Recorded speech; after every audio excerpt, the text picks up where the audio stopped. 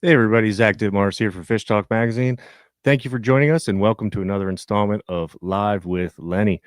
Tonight's topic, where can I go fishing? We'll be discussing fishing access here in the Chesapeake Bay. Following that, we're going to be talking about the current fishing report, so stick around for the end of the show. We also do have a special guest.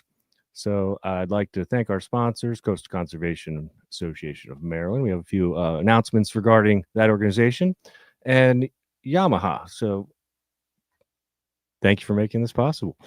All right, I'd like to welcome our angler in chief, Mr. Lenny Rudo. How you doing, Lenny? What's happening, Zach? How are you? I can't believe it's been another month. It's just Oh, God, time flies by. It just flies on by. It's gone. Month is over. I know it, and we got a lot to get through, so we should probably just jump right in. Where We would you do. like to start?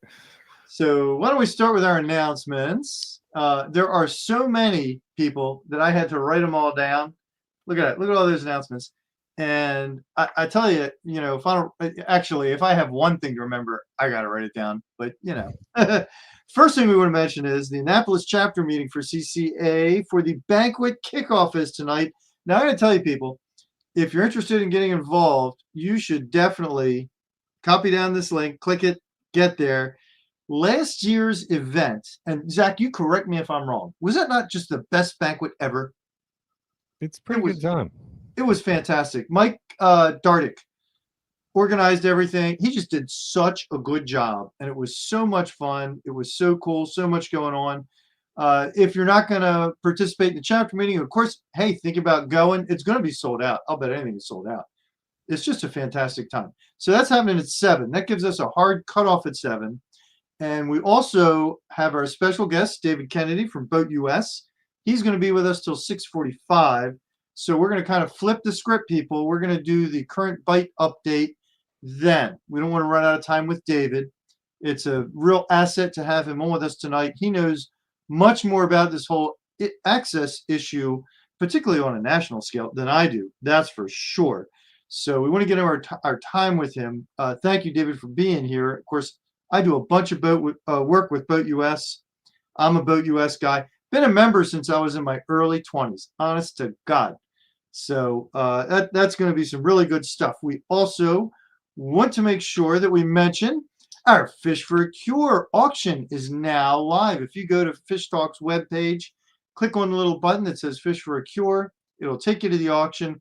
People, there's all kinds of cool stuff ranging from days of fishing with me and days of fishing with Zach to fishing tackle to fishing art to books, all kinds of really awesome stuff. So head on over there at some point, check it out. And don't forget, all the donations go directly to assisting cancer patients at AAMC.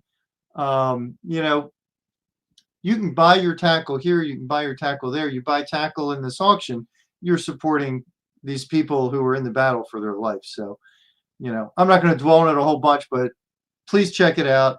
And if you're thinking about making a team for Fish for a Cure, do it. Make that team, join the tournament. It is a great time. The after party is fantastic. And again, you're helping people who are in the fight for their life. So it really is a no better reason to go fishing. Okay, no better reason. Also want to mention, this is important stuff, people. The Atlantic States Marine Fisheries Commission is considering red drum changes to the red drum regs. There's a 9/17 meeting, September 17. Comments are open right now. You want to give your public comments. There's a Virginia meeting. There's a Maryland meeting.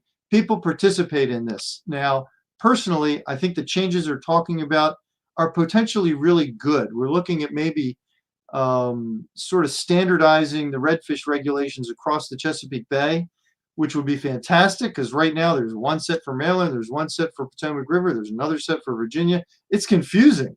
Like Zach and I were talking about the fact that last year we were fishing in a tributary of the Potomac, catching redfish, and we really weren't sure how many we could keep.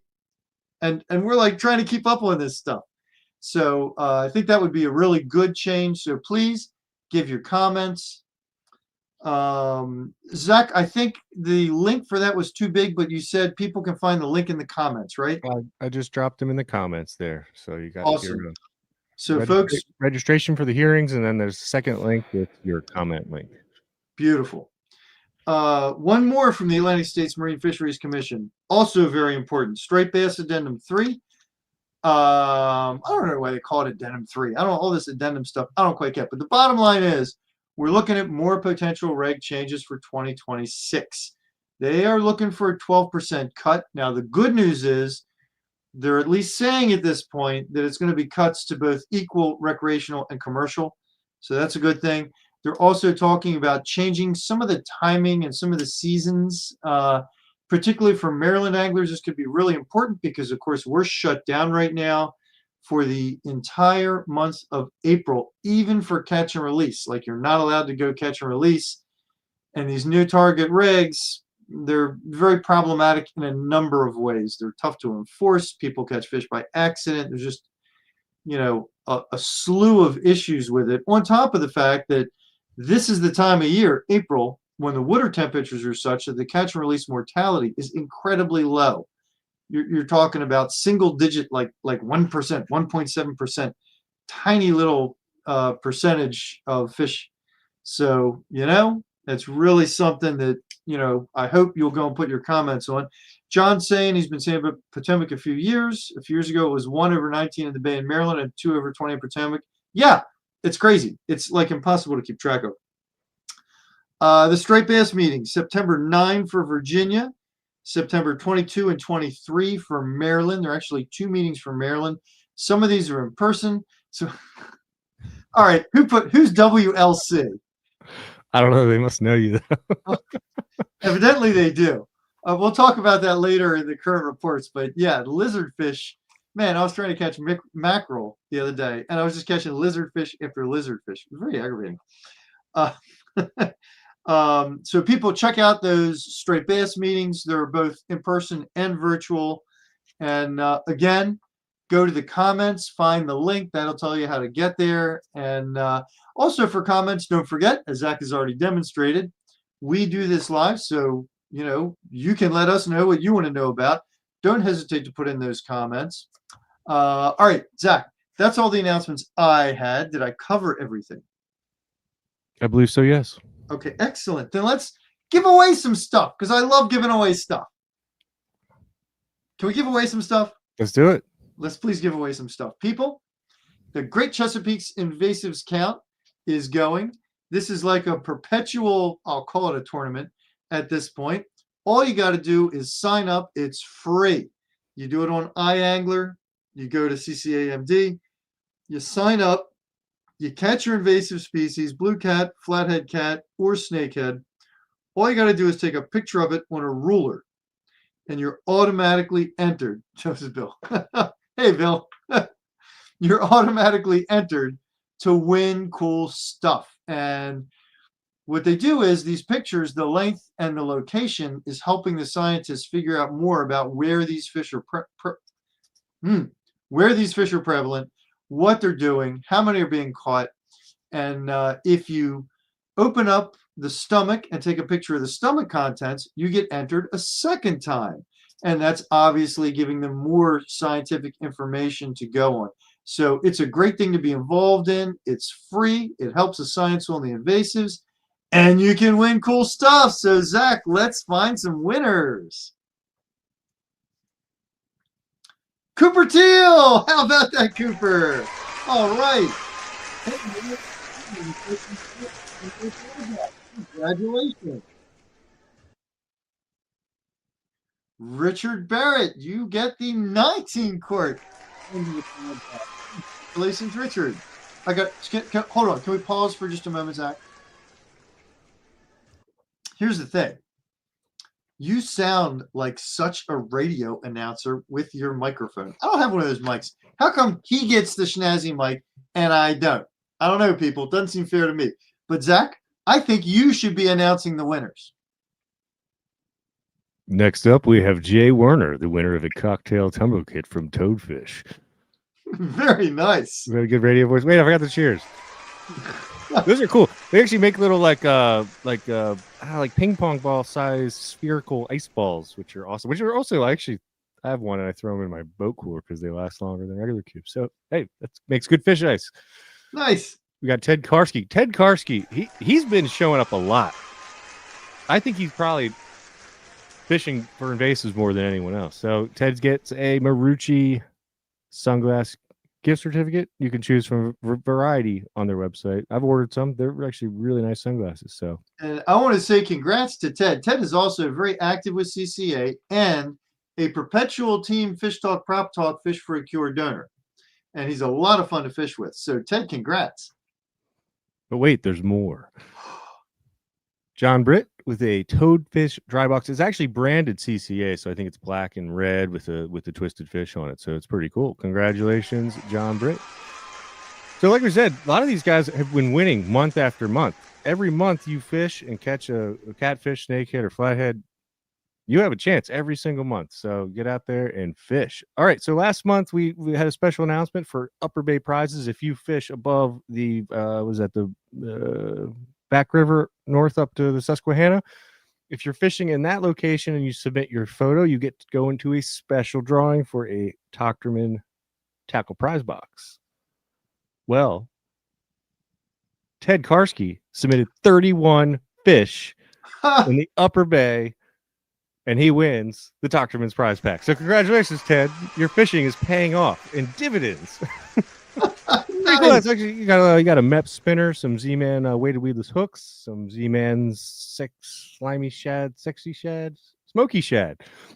You got a Savage Gear top water frog, and one of my favorites, the high octane custom baits chatterbait.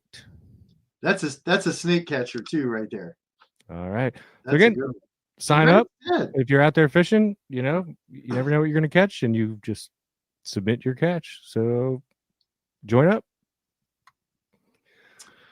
Oh man, that was a great round of prizes, and I gotta say, the announcing was the best ever. Thank you, Zach. I did have 1 year of FM radio experience in college. Oh wow, that was terrible. I gotta get me one. They didn't ask me to come back. I need one of those mics. I feel so insufficient right now. Well, all right. Well, why don't you take us to the first slide of the evening? And I'm going to tell a little story before we bring David in so everybody knows where we're at. And I'm sure this is not going to be unfamiliar to you people. How many times have you gone somewhere and you thought that'd be a great place to fish? And there's a big sign up that says no fishing. Pretty common, right? Well, it seems like this is a perpetual battle. And it seems like more and more we lose our spots. This is our contributor, Eric Packard. I'm sure you guys are all familiar with him. This is at Calvert Cliff State Park in kind of central Maryland on the coast of the bay. And snakehead fishing there is fantastic. There are tons and tons and tons of snakeheads.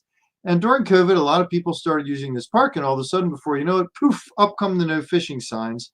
What's really crazy is the park folks said, oh, well, we want to protect the natural grasses. We don't want the anglers trampling on the natural grasses while they're catching the invasive fish that don't belong here. So, okay, whatever. Bottom line, loss of the fishing spot. Take us to the next slide real quick, Zach, because I want people to be able to see this. So this is Calvert Cliffs Park. The area that I circled in black at the upper right is kind of the snakehead zone, right? That's all marshy. There's a bunch of snakes in there. There is a teeny tiny itty bitty little pond where the red arrow points to. And they say a 1 acre fishing pond is located in the picnic area. Well, great. Look at the size of this park, and that little teeny dot is where you're allowed to fish. And this is not a crazy unusual thing. We face this problem with ponds, lakes, parks, boat ramps, fishing piers. And so we wanted to bring in David Kennedy because as a Boat US guy with government affairs, he deals with this on a constant basis. Zach, let's bring in David, please. Hey, Lenny. Hey, thanks for having me along here. So thank you for coming, David. I love your background. Yeah. This is my boat. This is That's your boat. That's not like a general boat background. No, that is my great little Edgewater that I love dearly and go out and don't catch fish on. So although I once on a bare hook right off that dock, a blue cat grabbed the bare hook when I was messing around. So Now, how many rod holders are on that Edgewater? not enough. That's a good answer. I like that answer. So David, I just want to get your perspective. And again, don't forget, folks, if you have questions for David, get them in. We've got them for a limited amount of time, and Zach will get them right up there. David, I see what I see here in Maryland, right? I go to Virginia, I see some different stuff. I go maybe to Delaware, I see some different stuff. You see this all over the nation. Is this a problem everywhere? Yeah. So, I mean, and it's interesting that you brought this to me in this context with the snakehead, with the invasive, because the access issue and invasives get linked. The great example, and this was, I've been at Boat US now for 16 years doing government affairs. Within my first 2 weeks of getting here, we faced an issue out in Illinois where basically the Coast Guard was shutting down the waterway between the Great Lakes and the Mississippi River system because the Army Corps had turned up on the power on a system to keep out the invasive carp and didn't tell anybody. So it was one of those things like what's going on here? And we sorted it out and we were able to get the boats moving again. But to me, it's like, okay, these two issues have become linked together, that when we start having where it doesn't matter what the invasive is, often the reaction from a policymaker will be just to shut it down, just to lock everybody out, and oh yeah, we'll let you know sometime when it gets fixed. And so that's what's been something that we see out there. And I'll tell you, at Boat US, we work broadly on access to the boat. We want to make sure folks can get out on the water. They can have fun, they can be safe, they can do all the things they like to do on their boat, including fishing and whatever it is. So keeping that access part is really the important thing for us from a policy standpoint, and something that we work on and think about all the time. So now that go ahead. I'm sure it's not like these policymakers, they're not closing off spots to us because it's not animosity, right? Yeah, it's more.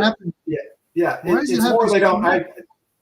Invasives are often like a dumpster fire. It's just like all of a sudden it's happening and they don't know what to do, and they'll have well, let's just cut people off. We're facing an issue in California right now with a new invasive gold mussel. Now these come in on commercial ships. It's the bilge, and it's the oldest story. They move around from all over the world, but they're really restricting access to some lakes north of Sacramento. So we're trying to find that way, and everybody wants to stop the invasive. Our Boat US Foundation puts a lot of effort into educating people on the clean, drain, and dry. Folks, as they're going out, and you have your fishing tackle, you make sure you empty your bait buckle. You're not moving things around, but at the same time, we'll still need to be able to get into these places and do the activities we want, and not just cut people out. So that's what's the tough part with this, and it is there is like a curve on invasive. And I mean, you've been involved with the snakehead and now the blue cat through that, where okay, it gets a little bit established and all of a sudden it really ramps up in how pervasive it is. And I used to live over in Mount Vernon, and we saw it on the Potomac there initially, down there south of DC. So really, just hard issues, but one that the boating community needs to speak up about. And that's the key to make sure that the policymakers understand that we still need access. We're the ones that are actually going to go at and really get at these things. We're going to be taking the fish out of the water and the eyes on the ground. So Speaking of getting out on the water, and this works wonderfully with your background. Zach, can you get up the next slide along with us here? Let's see if Zach can work some magic. There we go. Oh, there we go. Ah, beauty. Boat ramps. Yep. So this is really pretty funny. If you read this is from Anne Arundel County. It says there are 2 boat ramp sites that are paved ramps intended for use by trailer mounted boats in Anne Arundel County. Okay, Anne Arundel County is pretty darn big. And again, this is just one example, one place. I get that. I find that in Virginia, there are a lot more boat ramps everywhere you go. The Virginians do a pretty good job of boat ramp access. Maryland's a different story. And what's funny is these ramps are at Fort Smallwood Park and Solace Cove Park. So they're both way north in the county. Why don't you go ahead and take up that next slide, Zach? Bring us to the next one. Oh, look at that. It's an hour and 3 minutes between those ramps up north and the one ramp that we used to have down south in the county. Now, David, I know you attended a meeting recently about the loss of this ramp. You want to give us a scoop on this one? Sure. So This is one that is, and curiously enough, I mean, I had never been there, but then was actually helping a colleague had gotten a new to him boat, and we put it in there, and probably just a couple days before the county essentially decided to shut it down. Now, as I understand it, they have a lease with the property owner, and they've got a dispute over that lease and how they do it. The thing that I scratched my head about was it just opened, I believe, in like 2017, 2018. And this is Discovery Village we're talking about. Right. Yeah. So yeah, get the geography. And so I'm like, well, okay, this is less than 10 years old. We've the state, the county, and oh, by the way, the state has put money into this, and it's a nice ramp. I was like, oh, this is great. I hadn't been there before, and like I say, I had just seen what a good ramp it is. And so yeah, some dispute with the property owner over the lease and how it works, and the county decided that they no longer wanted to continue that relationship, and it got shut down. I mean, without a lot of notice to many of the people that use it. And so they did hold a public meeting. It was the South County Chamber of Commerce went ahead and put it together. They did a really nice job with that. Brought in the county council member for that area. The county executive, Stuart Pittman, was attended. Another county council member, actually from Up County, I'm forgetting his name, but and they often bill these things as listening sessions.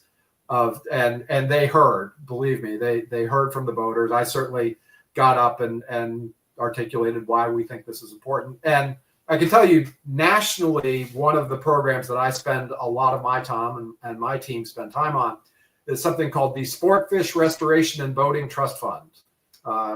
It's a mouthful, but what it means is that your tax dollars, so every time you buy a fishing pole or a piece of tackle, you pay an excise tax. Every time you fuel up your boat, you're paying a motor fuel tax. Those funds, we are able to get those funds come back into fishing and boating that do all the things that we like. It pays for boat ramps. It pays for fish habitat restoration, boating safety. So I work on getting that program authorized nationally. It's about $700 million a year that gets distributed around the nation, including into Maryland. And part of that money goes to pay for the boat ramps. And this Discovery Village boat ramp was paid for with Sportfish money. And there's actually, Maryland does have a decent waterways fund that they pays for dredging and things like that. The sales tax on your boat funds that. And so they use these funds, and one of the requirements when they get that money, they need to keep it open. And they didn't really have a good answer when that was pointed out to them. I think the county is reassessing this. So something I absolutely appreciate when I run into an issue like this. It's a low maximum. All politics are local. This is a local issue. Is that the people in the community have really stood up, and I've done this in other places where I can help guide that. I say, I'm the guy from DC. They don't know me from Adams House Cat. Now I happen to live here, but in this case, and so getting people engaged with them and contacting their representatives is really the key to this. And there's going to be more opportunities on this Discovery boat ramp to speak up about it. I understand that there's a county council meeting on September 15th, and there's opportunity for public comment. People showing up and spending their 2 minutes saying, we need the county to keep access open, that's what makes the difference. It's just good old grassroots politics, and that's how we work on it. So you kind of you beat me to it. I wanted to no, it's great. because I wanted to ask you, because, you know, there are people watching right now, I guarantee you, who are scratching their heads going, yeah, you know what? I got a trailer 45 minutes to launch my boat because there's no ramps wherever they live, in Delaware, Maryland, Virginia, wherever. There are people who are saying that to themselves right now. Yep. And they're saying, you know, half the time I got a trailer south for 45 minutes, and then I get in my boat and I run north 45 minutes to get to where the fish are. Like, it's kind of ridiculous. Yep. So I wanted to ask you, you know, what can we do? You know, what is there? And what I'm hearing from you is basically go to these meetings, speak up. Yep. Absolutely. And reach out to your elected representatives. I mean, that is what they're there for, is to hear. And I mean, sometimes people feel like they don't. It does actually make a difference. I've been doing this stuff for a long time. I've been involved in a lot of different grassroots things, and that's how you bend the policy. I mean, you may disagree with them on many other things, but them understanding that something is important to you and to your family and how you spend time outdoors, that matters. And particularly here in Maryland, boating and fishing are such big business that they understand that. But hearing every time, it's like, oh yeah, okay, we do need to figure out a way to get people out on the water and keep it accessible. So that's what makes my job easy. Then I can go in and it's like, hey, I've got 27,000 members in Maryland. They think this is important. They're like, oh yeah, we've been hearing from them. So great. And then we work on the solutions. So is there any, I don't know, mailing list, website to monitor? How can people stay abreast of this? Sure. Well, and a local issue like this it's a little bit challenging because again, I've just me and my sort of, federal team, or, we're kind of focused on the big picture. So getting organized in the case of South County, I think that there is a group that's pulled together. I'm escaping the name of them right now. Hopefully, Water Access Committee. Water Access Committee, and yeah, great. I mean, and so working with them and staying in communication, that's really what's going to be best for something like this, because they're going to know, it's like, okay, we've got a meeting on the 15th. Is there anything on a broader scale? Anything that the guy watching right now in Lewis, Delaware can do, or Northern Neck, Virginia? Well, certainly I want them to be Boat US members. And so one of the things that will happen when you're a Boat US member is when we have a broad legislative issue come up, we send out action alerts on that. So it's like, hey, this legislation is moving. Your member of Congress needs to hear about it. Here's an easy way to contact them. So like I said, and this is self-serving, I know, but I want all the members. That's okay. No, I'm perfectly happy with it, because like I said, I've been a Boat US member since I was like 23. Since I was in college. So right. Long before I worked here. So once you join, you're like, that's it. Because A, it's serious peace of mind in case you ever break down. And then B, there's all the other benefits that go along with it. This being one of them, representation, right? Boat US delivers representation. And by the way, also a really nice magazine that I really like. Yes, absolutely. It's again, it's the whole team. I always say I'm one of the shiny objects that they get to sell. With me and my crew going up to Capitol Hill and doing that, and it's a privilege. And I know I so appreciate that this is my job and that I get to be the voice for voters. And so yeah, I mean, so when they get those action alerts, and we do have the reauthorization of the Sport Fish Restoration Trust. Again, you can tell I say it a lot. That's coming up. That'll be kind of in this next year cycle. I anticipate we'll send out alerts on that, and oftentimes folks will see their member of Congress out there in their communities. They are, or whoever, or if they know their staffers, whatever, and just saying to them, hey, I was hearing about this program out there. It's our national organization says it's important. I hope you take a look, and we'll support it when it comes along. It's actually a pretty easy one to advocate for, because it really does good things on a lot of different levels. So now that fund, I think, has kind of been around as long as I have. Is its reauthorization not a shoo-in? I mean, it is one that has been very, very well supported. It's bipartisan. Everybody gets it. I never take anything for granted. And we work with a broad coalition of folks to, make sure that it stays in place and that the funding goes. So it's with the marine manufacturers, with the American Sport Fishing Association, with the state agencies to keep it in place. So I anticipate it should be okay, but I don't assume. And this is where getting up and saying that this is important will matter. Well, that's good. Don't assume. We want you doing your job. Yeah, exactly. So, well, and we've got really great. I appreciate Yamaha that they sponsor you, because they're a great partner on this, as other manufacturers are. And Public Water Access Committee. Look at that. Yeah. Does Boat US lobby the Maryland legislature? David.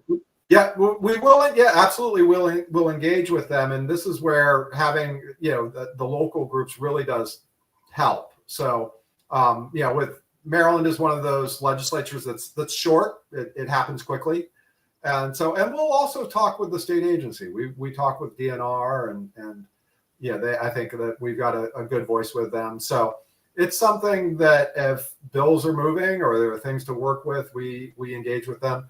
The Maryland Marine Trades Association does a good job of keeping track for what happens here in the state, and that's what a group that we support and like to work with. So it's a lot of opportunities and chances to engage. So that's cool. That's good stuff. Yeah. Now we got a lot of folks in Virginia who are also on Team Fish Talk.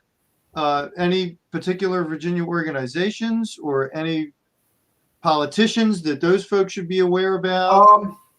I can tell you that Congressman Whitman from is a huge advocate for boating. If you go into his office on Capitol Hill, you would truly be impressed by the fish trophies he has. I mean, I always love going in there because and so he's a great one for us. There is not as much of a marine trades group in Virginia, surprisingly, but I'm trying. There's plenty of people out there that care about it. The one that immediately comes to mind is Congressman. He is actually, we've had the trust fund bill reintroduced, and he is one of the two original co-sponsors, along with Congresswoman Dingle from Michigan.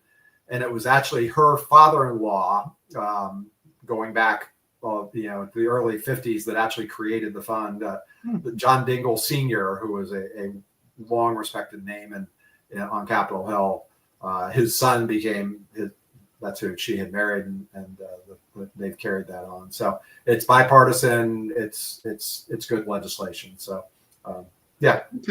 Okay, excellent. Yeah. All right, we're burning through the time. Zach, why don't you go ahead and take us to the next slide? Well,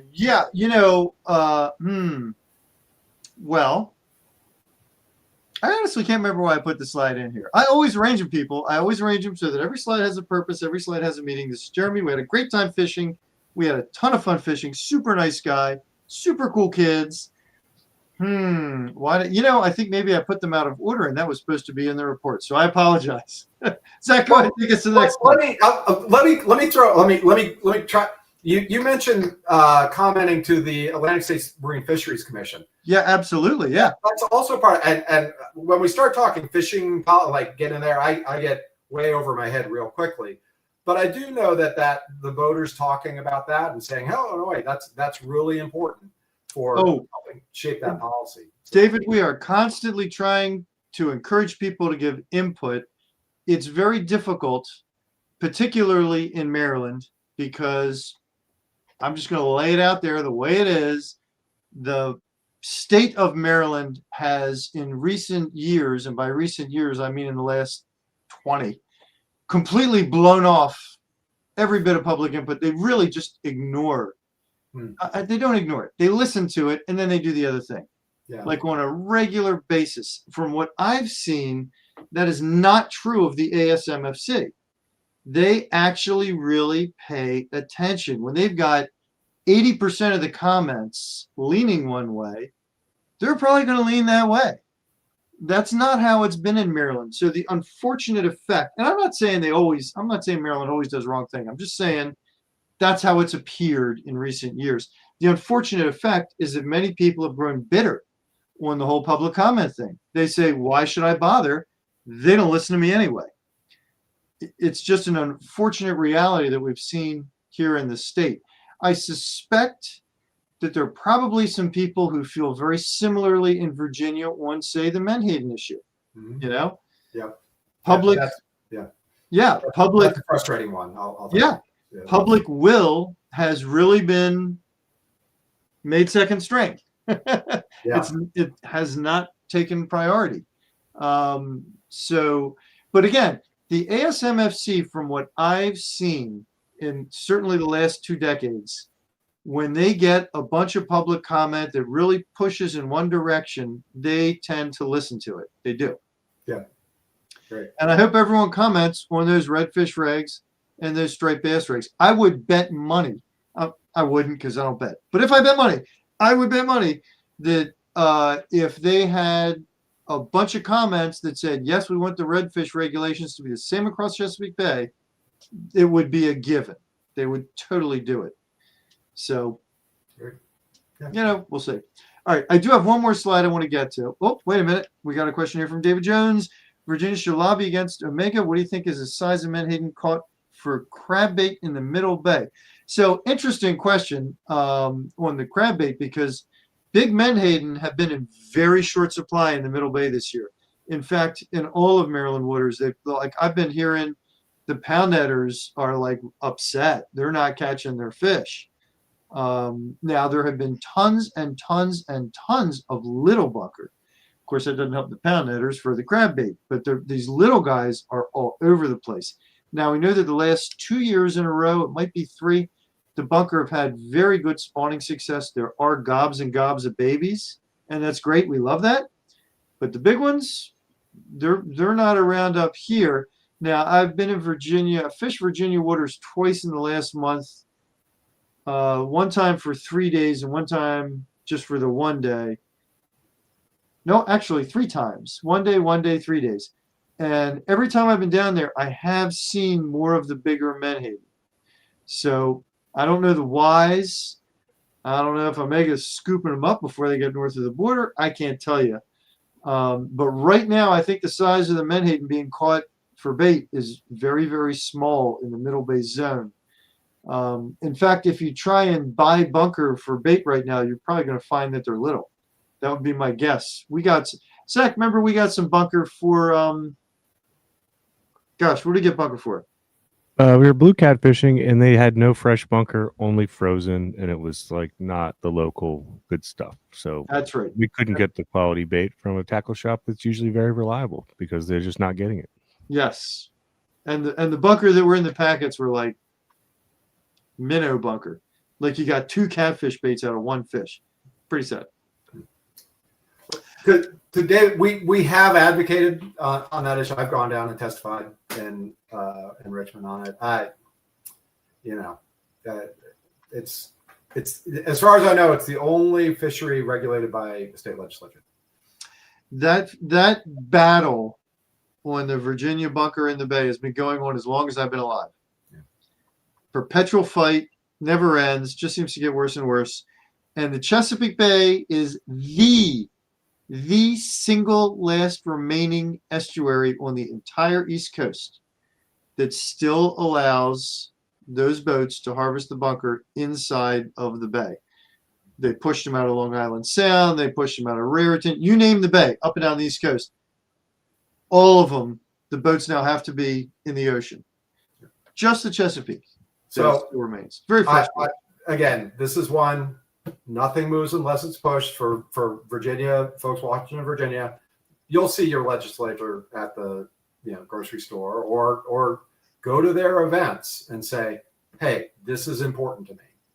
And we need you to really think beyond just this. I mean, I don't know that there's a specific fix, but they've got to hear about it, that there's another side to it. Because right now, they're probably only hearing one side. So. Well, they're certainly hearing from the ones with the lobbyists. I'm sure of that. All right, let's get to the next slide. It's 6:40. So, folks, if you have questions specifically for David on access, I want you to get them in now. We got them 5 more minutes. We got one more slide I want to put up, and I want to describe what's going on with this slide. And then, David, I want to get your take on it. Zach, can we go ahead to the next one? And this one breaks my heart.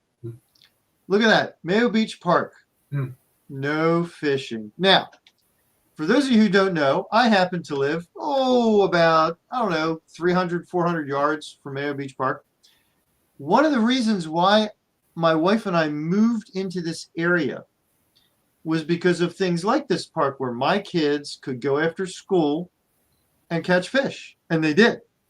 And they caught some nice fish at Mayo Beach Park, nice rockfish. Triton Beach Park on the other side of the peninsula, that's maybe a 10-minute walk from our house. In the springtime, the kids would go down there and catch gobs of white perch. Boy, they had a ball with that. And today, if you want to go fishing at Triton Beach, well, you have to get an app, and then you have to make a reservation, and then you have to pick one of the 6 fishing spots that isn't already taken, assuming they're not all taken.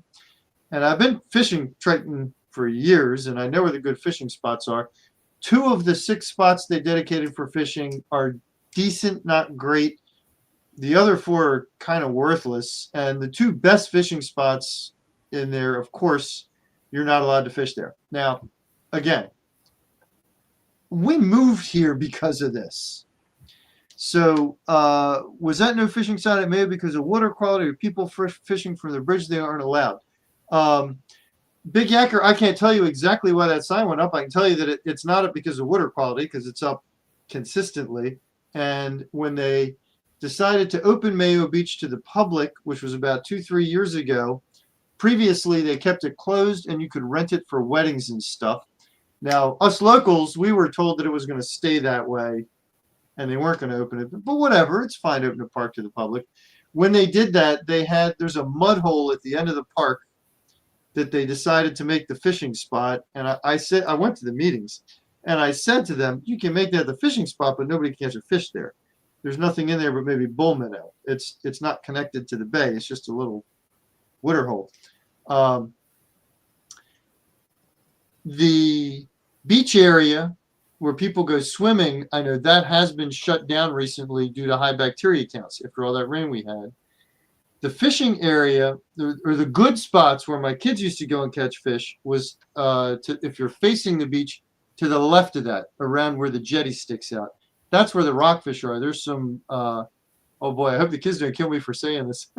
There's some cinder blocks out there off the edge of those jetties that the rockfish hang out around. Used to be able to go out there at sunrise and sunset and cast topwater and crush them. I'm sure you can. I'm sure you still can if the sign's not there. But it totally breaks my heart because I think of the kids.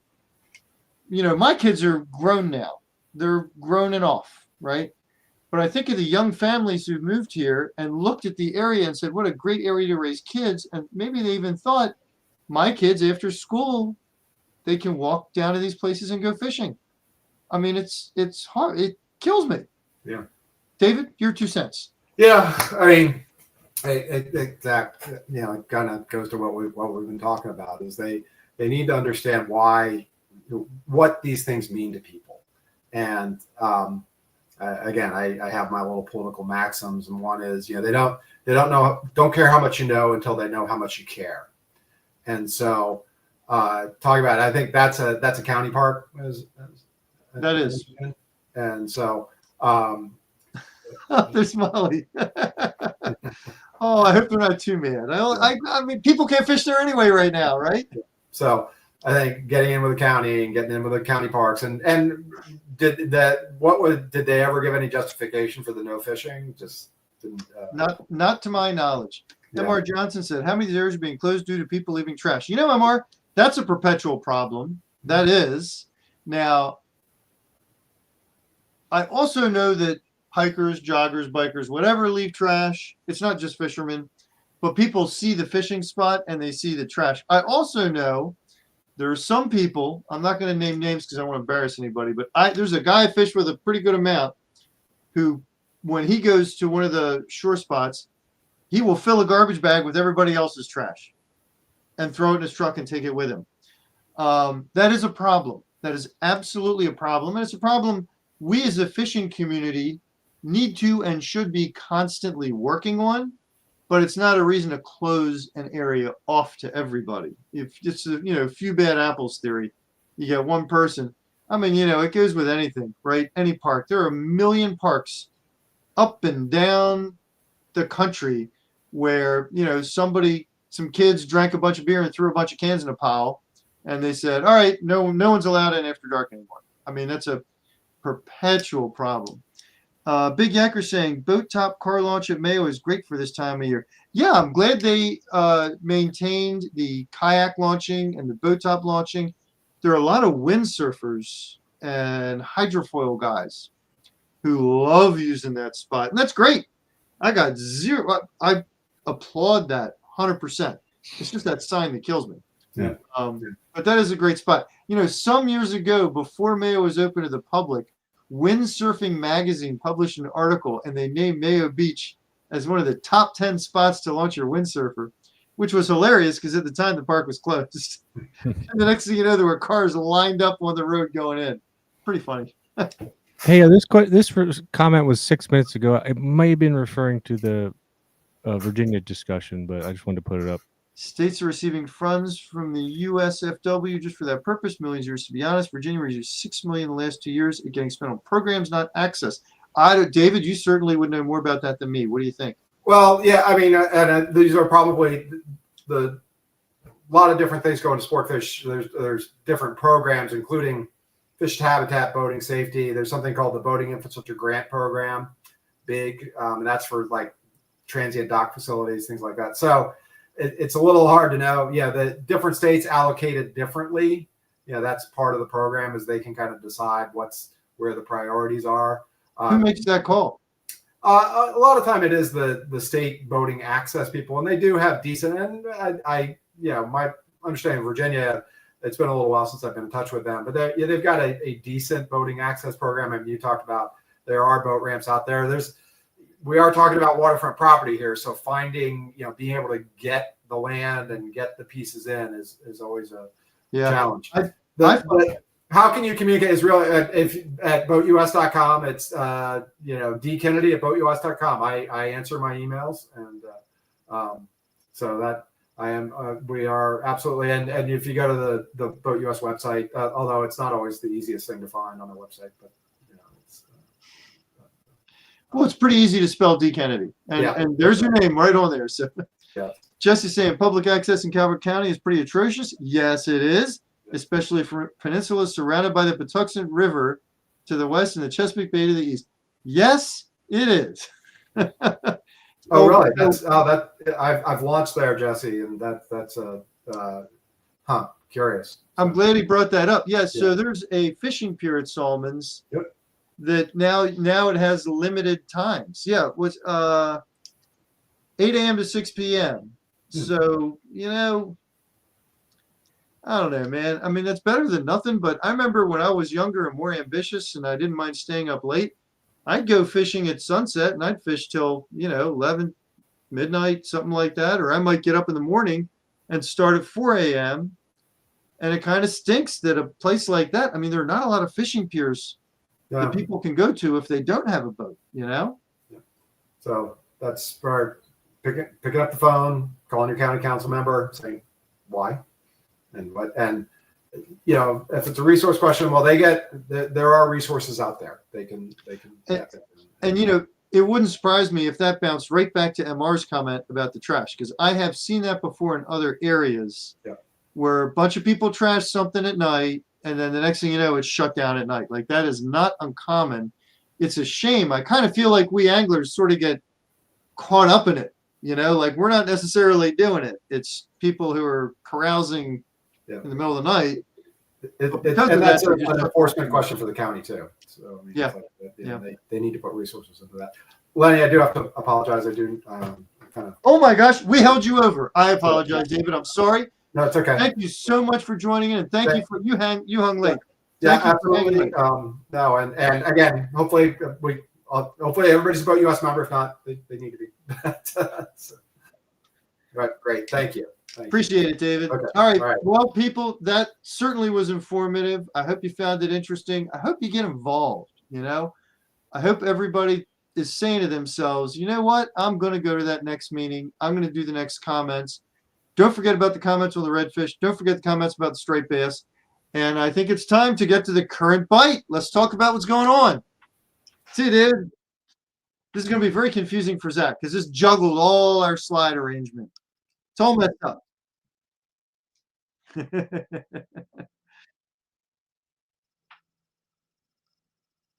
Very confused. Oh, for gosh sakes. All right, so this is a current bite thing. 2 days ago, I'm at the Stone Rock, lots of bait, and I'm thinking maybe I can catch a mackerel. So I get out the planers and the spoons. And there hasn't been much of a mackerel bite, so I don't know what they're going to bite on. So I put out a number 1, number 2, number 3 planer, 3 spoons. I put them out behind the boat. I start trolling around at mackerel speeds, max speed. Got to go max speed, right? Because we all know max speed is the speed to go. Walt's formula is impeccable. So I start trolling around and catch a lizardfish. And I catch another lizardfish. And I catch another lizardfish. Since when do lizardfish hit spoons being trolled quickly behind planers?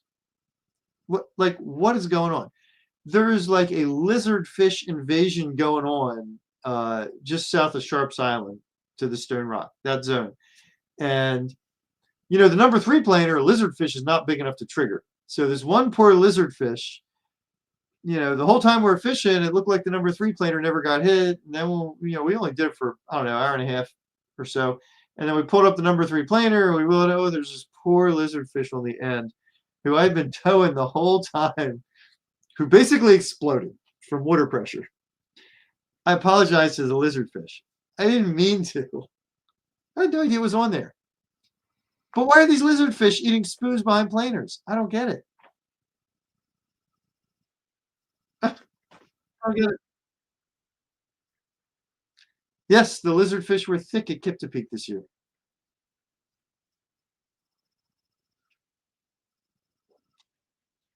Okay. Yeah. Haven't caught a rockfish in the South River since June. Now, in all honesty, I haven't been trying much, but that's because there are not very many rockfish in the South River. We had horrid water quality up until about a week ago, maybe 10 days ago. It did just start to improve.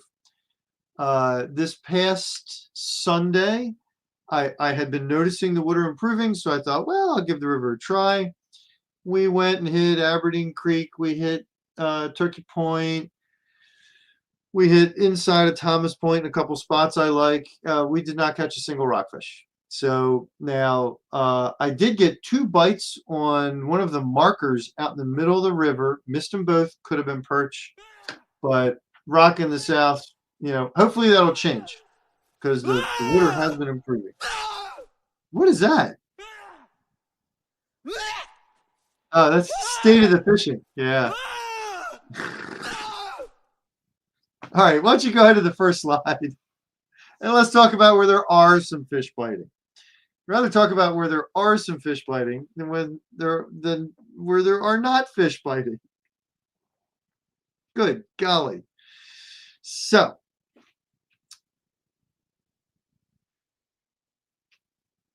Remax on Monday. Nice. Scott, would you just tell us Middle Bay, Lower Bay, way south? We don't need no specifics, just general zone. Oh, that was the boat you were on. Oh, max speed totally works. Could you say I can't even do it again? Do it again. Water temp minus 5 times 10. It's on the Fish Talk website. If you just type in max speed, you'll find it. And maybe you can, while I'm yakking it up, maybe you can get it off of there and pop it up or something. All right, so flounder on the coast has been really good. It really has. We got a lot of reports in the last week, everywhere from Delaware, clear down through Virginia. Ocean City, a little less than other places, which honestly I think is because of the pressure of the fish see there. There are just so many boats fishing for them. But Chincoteague, Waterways, all the eggs. There's a really good flounder bite going off, and people are catching 3-4 keepers, some very nice fish. There's also a very good bite going off at the inshore wrecks and reefs, again, up and down the coast, just sort of everywhere. We've been hearing from Captain Cook up off Delaware. He's been getting them. Talked to a friend who fishes out of Chincoteague the other day. He caught a huge number. It was like 18 or 20. but a smaller number of keepers. Most of those were throwbacks, but there's a lot of flounder around this year, so that's really good. Even in the bay, not quite. Oh, there it is. Thank you. Thank you. Water temperature -5 divided by 10. Okay, and that works. That works, people. There have even been some flounder moving up the bay into the Maryland zone. Not a ton, but some keepers being caught, a lot more throwbacks. And we were down at Chesapeake. I mean, we had a horrible bite when we were down there. We had the hurricane crazy tides, but I think we did catch as many flounder as anything else other than lizard fish, right? Yeah,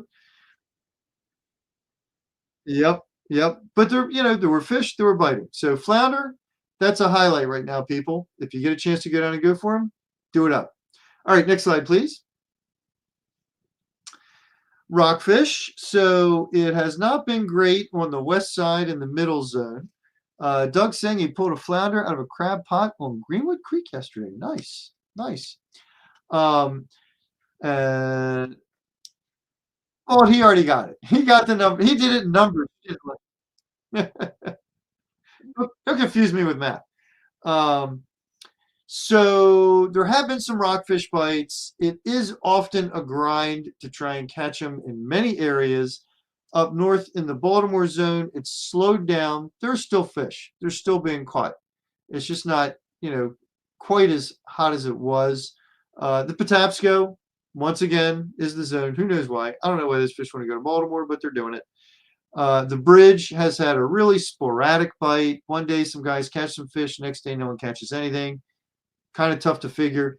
Over at Poplar, same kind of thing. Topwater at daybreak is what you want to do. If you're there midday, it's probably not going to be very good.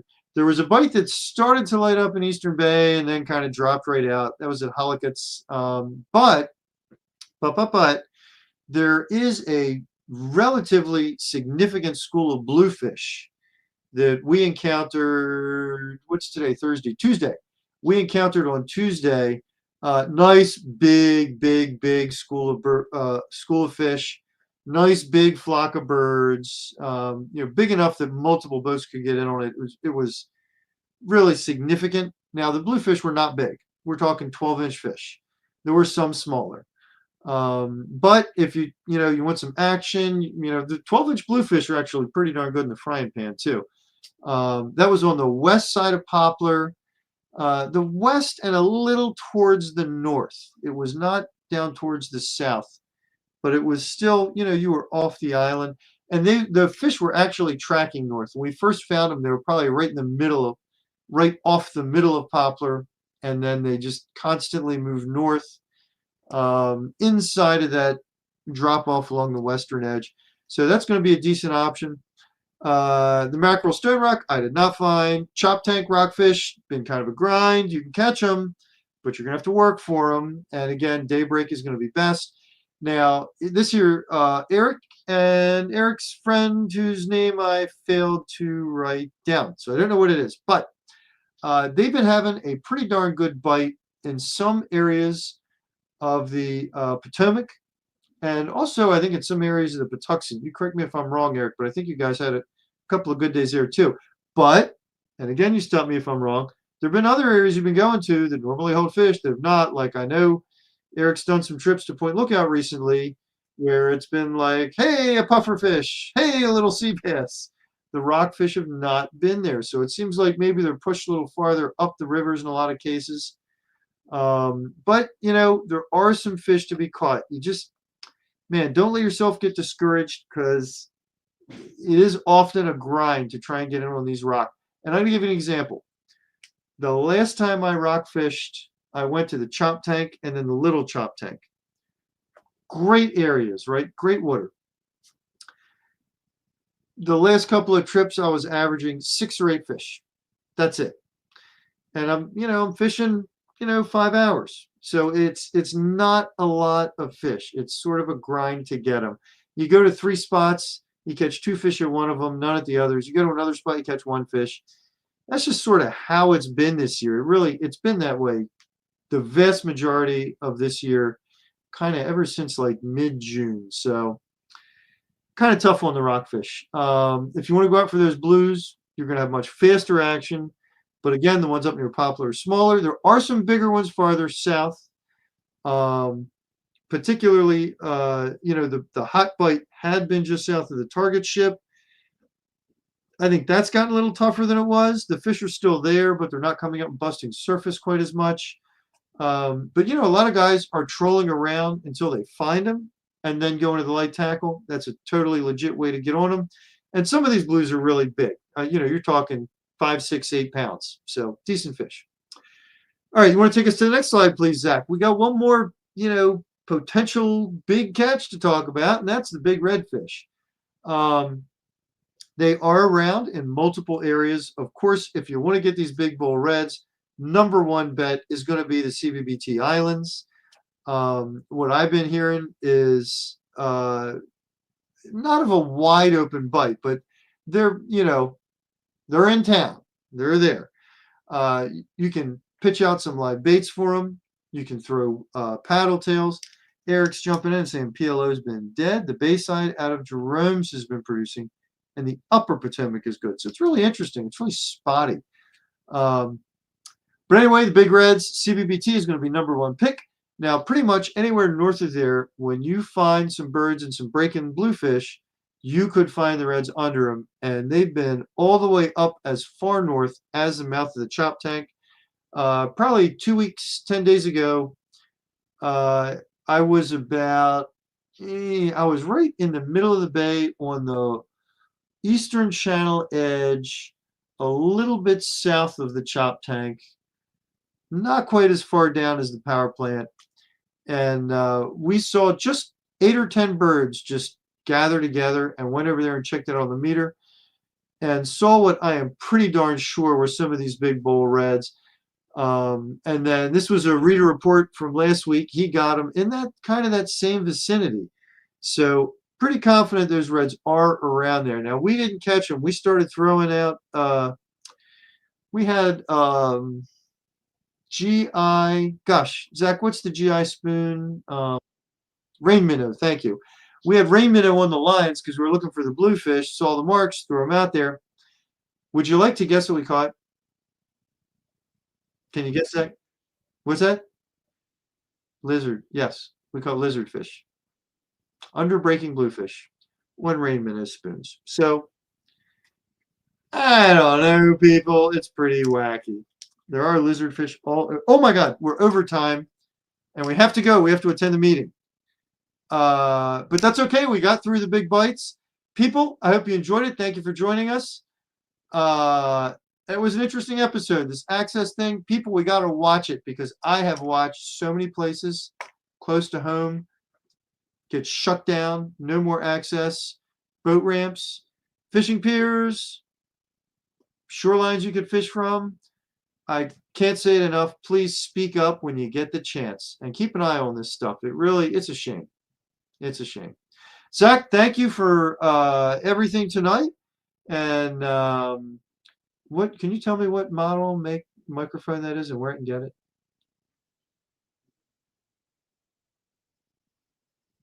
It makes you sound so deep and masculine. I love it. Oh, Kokomo, of course. Yeah, Danny, I was down there last week. We got 2 bull reds. That was by fishing. We bottom fished. We caught spot, cut the spot fresh, cast it out on a shoal edge where 15 came up to 2020. I'm sorry, 2022 came up to 15 at the top on the edge of the shoal, anchored up, threw out 6 lines with a fresh spot. We got 2 bulls, bunch of sharks, few rays. We're fishing with CL Marshall, Tangier Sound Charters, and he was, he wanted to go south, so I don't think the Tangier is red hot right now. And we did try fishing the shallows inside, and we really didn't do anything in there. Water was all churned up from wind. It was really bad conditions for the shallows. But there are some bulls roaming around down there. Fresh spot, fresh cut spot, big old circle hook.